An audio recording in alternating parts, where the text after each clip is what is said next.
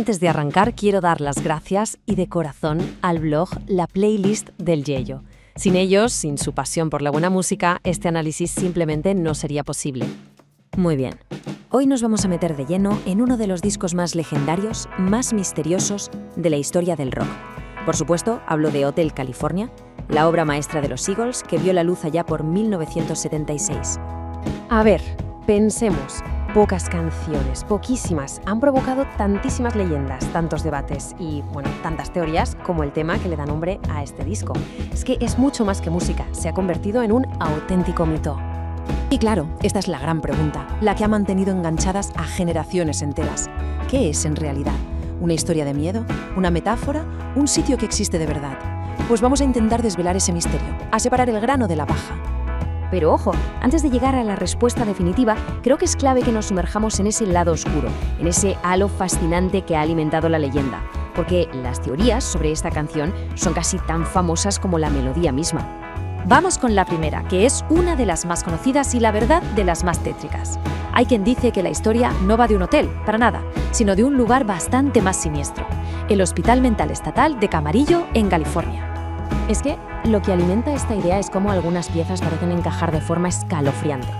Este hospital tenía un historial terrible, se hablaba de lobotomías, de abusos, un lugar del que, una vez dentro, era casi imposible salir.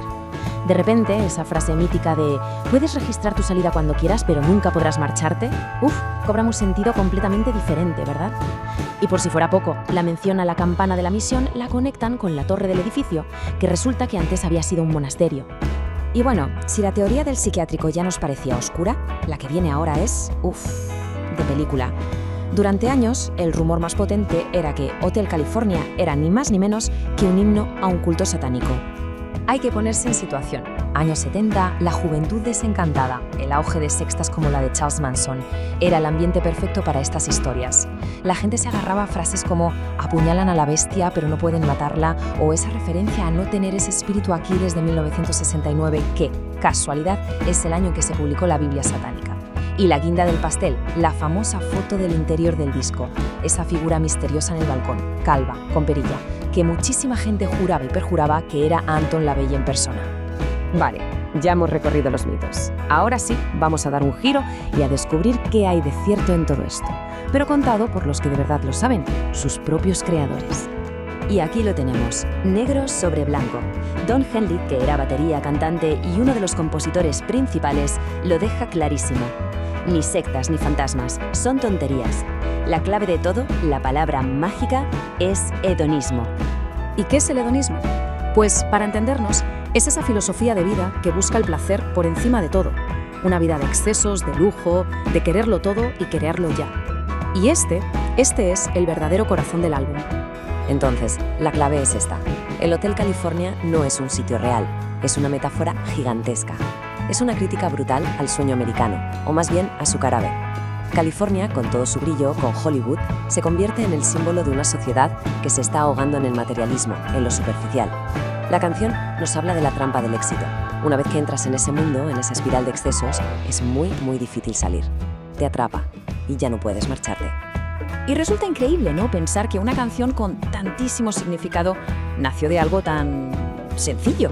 El guitarrista Don Felder compuso la música en una casa en la playa, una melodía instrumental a la que irónicamente llamó reggae mexicano. ¿Quién le iba a decir en lo que se iba a convertir aquello?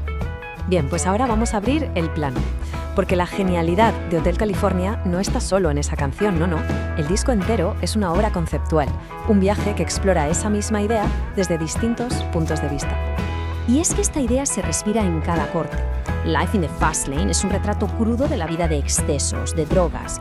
New Kid in Town reflexiona sobre lo rápido que se pasa la fama, ¿no? Hoy eres el rey y mañana ya nadie se acuerda de ti. Y The Last Resort para mí es la conclusión perfecta. Una crítica a cómo la sociedad va destruyendo el paraíso en su búsqueda insaciable de más.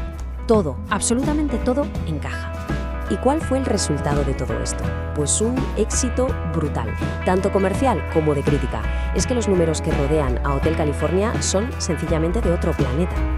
El impacto fue inmediato y masivo. A nivel mundial, el disco ha vendido más de 42 millones de copias. O sea, es una cifra astronómica, que lo sitúa sin duda como uno de los álbumes más vendidos de la historia. Pero es que en Estados Unidos fue una locura. 26 veces disco de platino. Esto ya no es solo un éxito, es un fenómeno cultural en toda regla. De hecho, es el tercer álbum más vendido en la historia del país. Casi nada. Y claro, todo ese éxito en ventas se reflejó en las listas. El álbum estuvo ahí en el número 1 8 semanas. Y no solo eso, sino que sacó 2 sencillos que también llegaron a lo más alto, la propia Hotel California y New Kid in Town. Y el reconocimiento no fue solo del público. La crítica especializada también se rindió ante semejante obra y le dieron 2 premios Grammy en 1978, incluyendo el de grabación del año para la canción que da título al álbum. Un broche de oro. Lo que nos deja una última reflexión. Después de todo este viaje, la pregunta sigue un poco en el aire, ¿no? ¿El Hotel California al final qué representa? ¿El lugar donde los sueños se cumplen o donde se convierten en tu peor pesadilla? Quizás, y ahí está su magia, es las 2 cosas a la vez. Espero que este viaje al corazón de un clásico haya merecido la pena. Para seguir descubriendo más historias fascinantes como esta, no hay mejor sitio que el blog La Playlist del Yello. Nos vemos en la próxima.